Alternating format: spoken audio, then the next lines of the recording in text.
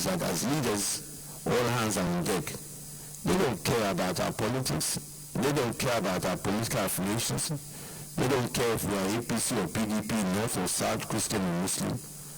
What they want is for us to lead the way out of this crisis and deliver on promises that we made.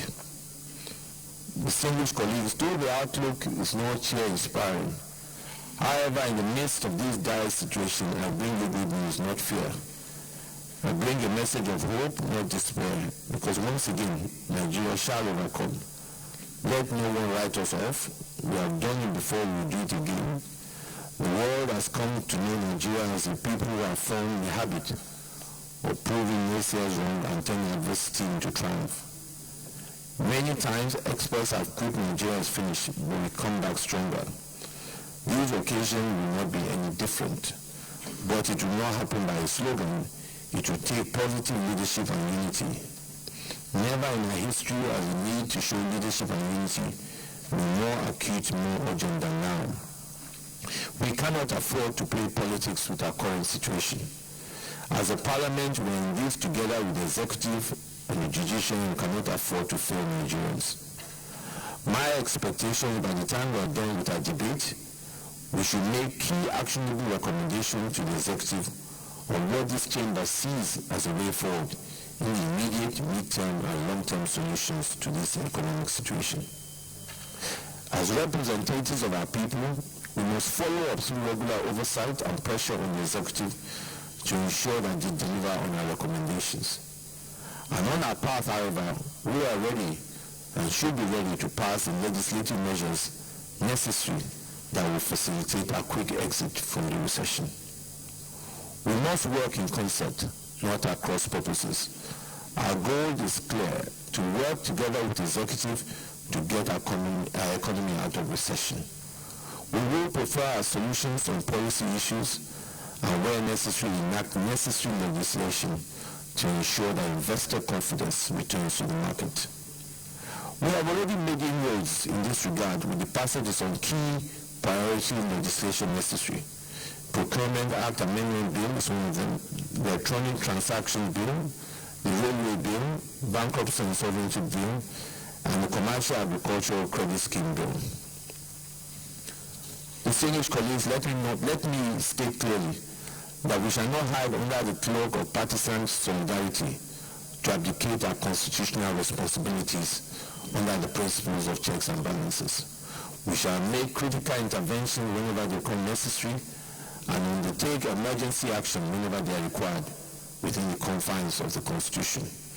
The task at hand requires us to take tough decisions and to do all that is necessary to dig our economy out of this recession. This imperative must take precedence over partisan loyalty. This is what the people expect of us, and it is the only way we can continue to justify our presence here. As I mentioned earlier, on our part, we will do the following: go immediately to debate the state of the economy and come up with economic measures that we will submit to executive. This will go along with passing the necessary legislation we have identified. I must hasten to add, in my opinion, the executive must begin to take the following needful steps to show Nigerians, the international community, investors both local and international, that we're ready for reform and to do business. In my opinion, these are the following. 1. The executive must immediately put in place a leadership level engagement platform with the private sector. This must be seen as a pro-business environment that shows unequivocally that government is ready to partner with the private sector towards economic revival. This is a critical signpost towards market confidence, which is a key ingredient to help us revamp the economy out of recession. 2. The executive must raise capital from asset sales and other sources to shore up foreign reserves. This will calm investors, discourage currency speculation, and stabilize the economy.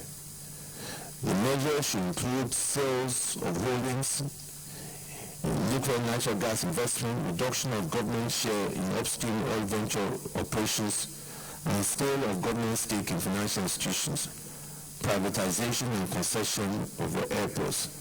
Distinguished colleagues, the only position of continuing borrowing is not sustainable. It is clear that our borrowings in the external borrowing has not materialized and our domestic borrowing is crowding out the private sector.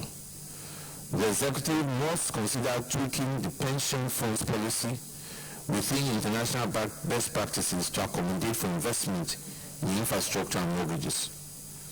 The executive and CBN must agree on a policy of monetary easing to ensure that local government borrowing does not crowd out credit for private sector. The executive must retool its export promotion policy scheme with export incentives such as resumption of the Export Expansion Grants Scheme, EEG. The executive must urge to engage in meaningful dialogue with those aggrieved in Niger Delta and avoid an escalation of the conflict in the region. The National Assembly is very ready to play any role in this process and offer ideas on approaches that will deliver quick win in order to move the region and the economy forward. The executive must, as a deliberate response, consider immediate release of funds to ensure the full implementation of the 2016 budget. Similarly, the agricultural sector and the agro-allied businesses should be directly supported to boost value addition and job creation. While government works on the medium to long term, immediate strategies must be devised that will ease the suffering of the ordinary people across our country.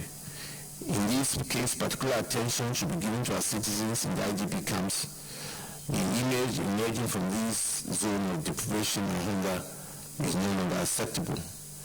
Government should accelerate interim measures to provide social safety nets to our people. Such intervention should seek to fully execute the social spending framework already in the 2016 budget.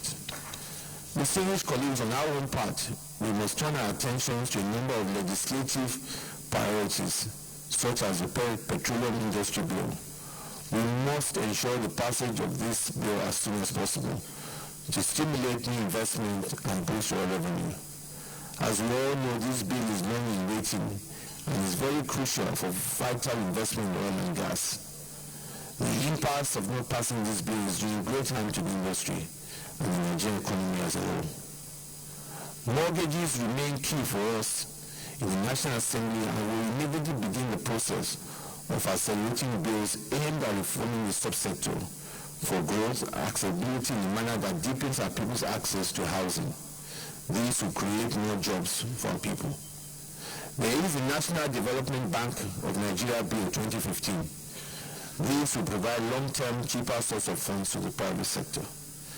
There are also the following bills: Nigerian Ports and Harbour Authority Amendment Bill 2016, National Road Fund Establishment, National Transport Commission Act 2001, Warehouse Receipts Act Bill 2016, Review of the Company and Higher Matters, CAMA, Investment and Securities Act, Custom and Extra Management Act Review, National Road Authority. In my view, these bills will be considered and are key in also providing us a way out of this recession.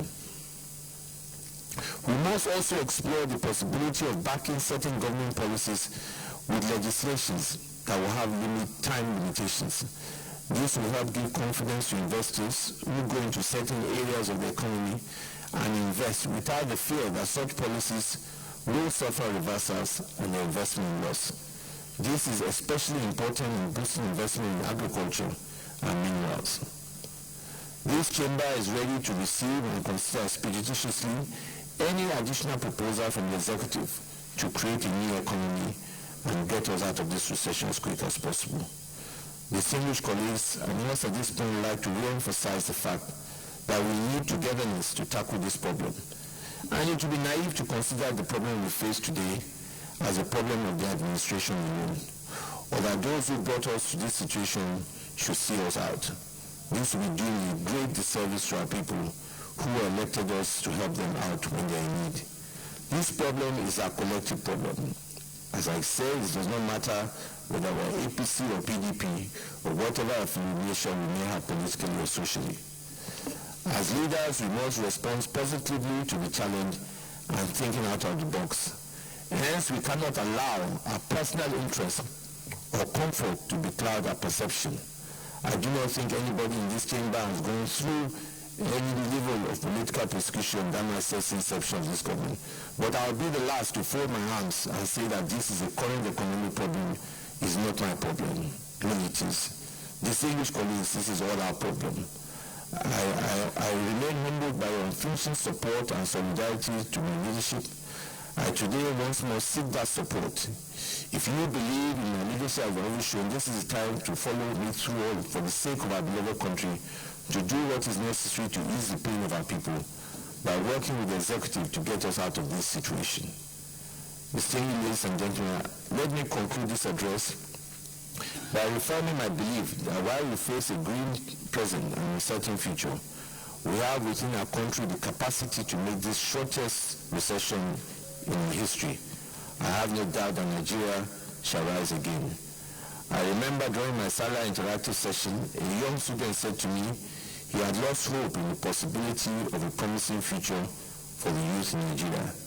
This made me realize the weight of our responsibility to get us all out of this recession and give hope to our teeming youth who are looking up to us in the Senate. We cannot afford to fail this generation. In this vein, once again, I urge us to think out of the box, to make sacrifices, show courage, bipartisan spirit, endurance, long hours of plenary sitting if it's necessary, diligent oversight, prompt community reporting. These are some of the ways we must use to show that we're ready to lead by example in defense of our national economy. In some token, we have to fast-track some of these bills as the exigencies of time demand in order to avoid anything being in the way of progress. Distinguished colleagues, we cannot afford further distraction and fixation to politics that will not and does not add food on the table of our people or add 1 megawatt of electricity to our grid. Everywhere you go, there's hunger in the land, and our people want solutions to our problems. My distinguished colleagues, I believe we can make the recession we face today the shortest and use the lessons coming out of it to consolidate for development. But all starts now, if we can all believe. I thank you all for your attention, and God bless our country, Nigeria.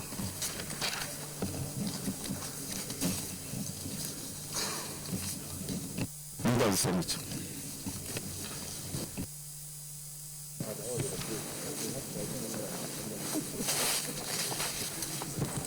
Distinguished colleagues, let me use this opportunity to welcome us back from the long recess. Most of us that I've seen have added a little bit of weight and are looking a little bit younger than they actually are.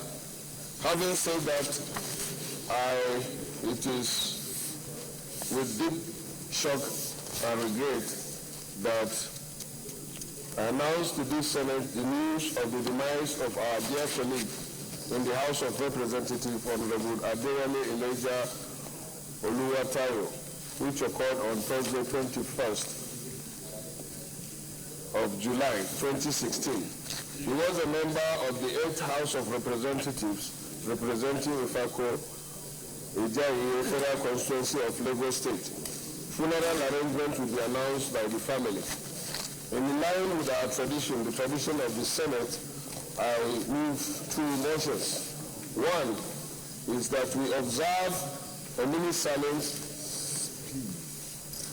in his honor, and two, to adjourn the Senate to tomorrow, Wednesday, 21st of September 2016.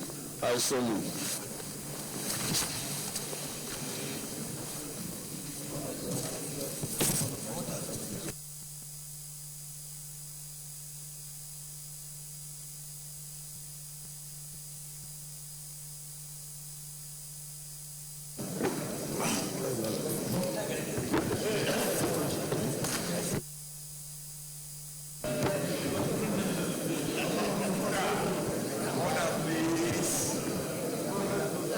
Mr. President, my distinguished colleagues, order! I want to order Mr. President to rise to support the two motions moved by the leader of the Senate. But let me, Mr. President, with your indulgence, use the next few seconds to join the leader to welcome you, Presidency, Deputy Senate President, and all of us back from the long recess, and to also applaud your decision to ensure that henceforth we will not only start on time by 10 a.m., but we are here by 10 a.m. So I salute all of you. Very sadly, Mr. President, I support the motion that we rise and observe minute silence in honor of our beloved colleague from the House of Representatives, Honorable Olutayo. And secondly, that we adjourn further sitting to Wednesday in line with our tradition to honor this departed colleague. I say second.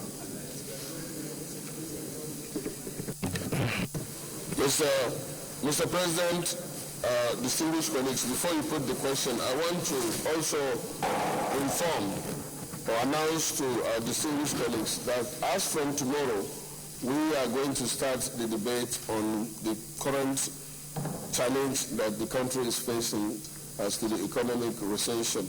The reason why I do this announcement is in order to allow colleagues to maybe do some research as to and prepare yourself, because we want to provide concrete and practical solutions or suggestions to get us out of this unfortunate situation. Distinguished colleague, before I put the question, I also have a letter here, also on the side from Senator Ovio Mwagigi. Dear Mr. President, transition to glory of our father, the Honorable Chief Justice James Omagigi. Now, on behalf of the Omagigi family of the Omoru Oregon Delta Central, formally inform you, our leadership, and most distinguished colleagues of the transition on the 18th day of August this year to higher glory of my father, the president of our family, the Honorable Justice James Omagigi, OFR, former Chief Judge of Delta State. Mr. President, at the risk of being modesty, our economic father's leadership achievements within and without the judiciary inspired so many to engage law as a force for good, truth, and justice.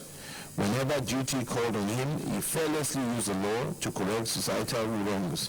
He led a simple life and defended the integrity of the law on the African continent, whether in the Gambia as Chief Justice, Tanzania as Judge, or Nigeria's homeland, where he served as the Chairman of Firearms Tribunal in the then Bender State and Chief Judge of Delta State, and other judicial capacities.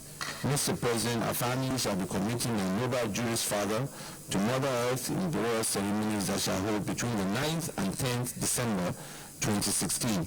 We shall be gratefully honored to have Mr. President, the leadership of the Senate, and our most distinguished colleagues at the burial ceremonies, particularly on Saturday, 10th December 2016. God bless you. Yours sincerely, Senator Ovio Mwagigi. I now put the question.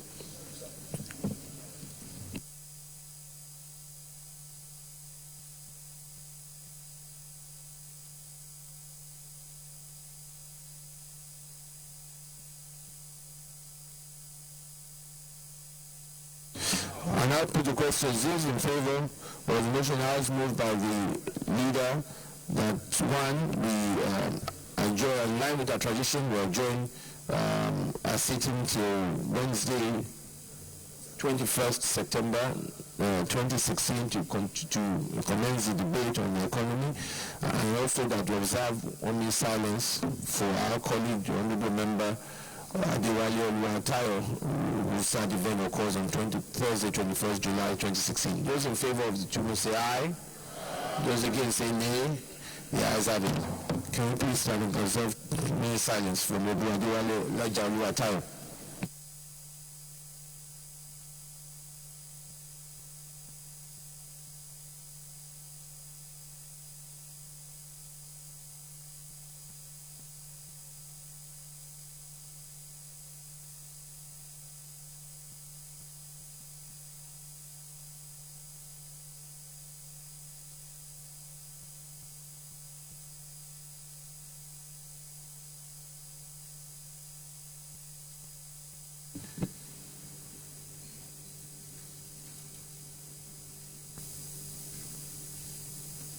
May Eugene so rest in perfect peace. Amen.